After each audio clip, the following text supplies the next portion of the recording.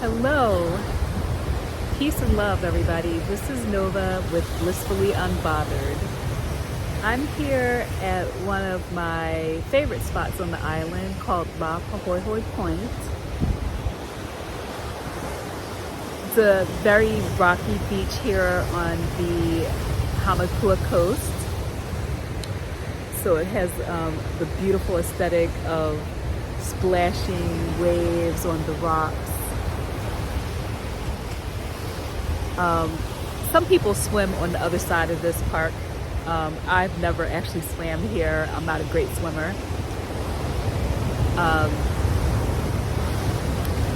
This area has a lot of history on the island. This is the place of the last tsunami that occurred in the 1940s, I believe. And sadly, there were some deaths involved, including children, because there was a school at recess when it occurred. I've always felt a lot of spiritual energy here. It's just one of those places that I've always liked to come and just sit and watch the waves, and there's like a juxtaposition of sort of like recognizing the power of the ocean, but at the same time the peace and calmness that being near the ocean can bring.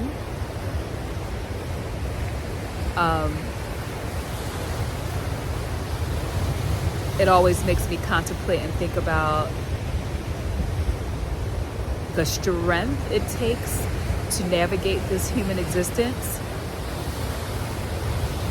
but also how much vulnerability we all have as we try to navigate,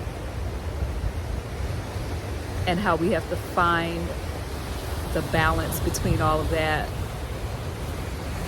to try to have the most successful experiences here. I think it's important to tap into our strength, but I think it's just as important to recognize our vulnerabilities. I think there's lessons in both.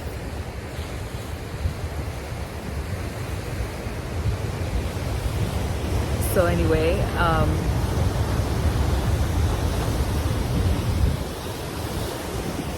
it was making me think about like how sometimes when we come up against challenges,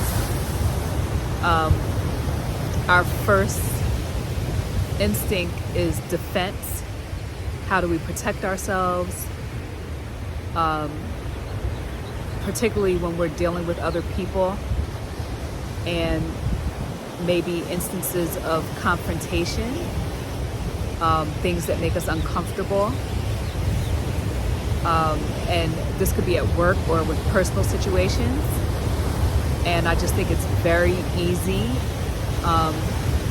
to sort of step into the strength side of yourself, to defend yourself, to be self-preserving.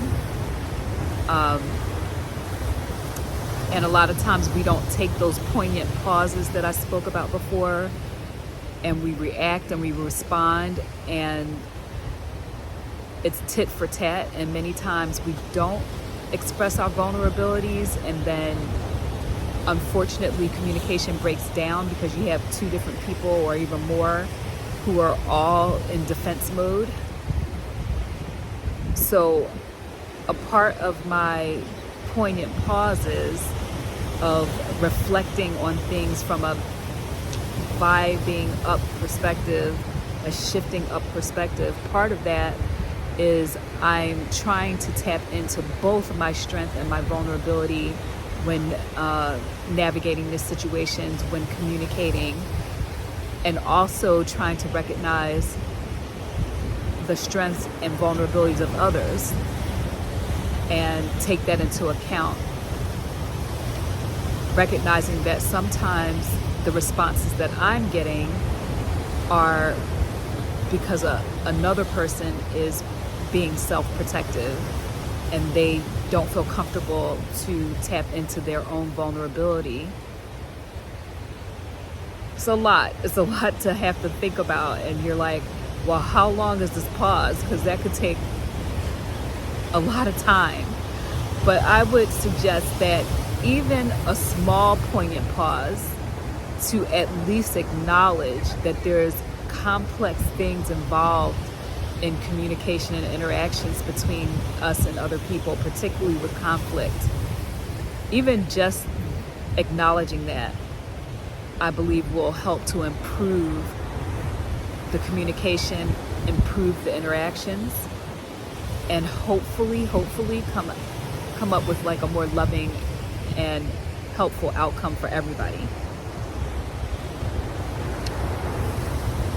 I think the point of the poignant pauses is to create an atmosphere of love, kindness, support, and helpfulness. Like if whatever you're going to do or say isn't first and foremost kind, loving, or helpful and constructive, really we have to stop and think, what can I do differently? How can I change my approach? The goal is that everybody involved in conflict rise up, vibe up, and be better. That should be all of our goals, even if we're feeling attacked, So that's one of those vibing up or shifting up perspectives that I'm encouraging.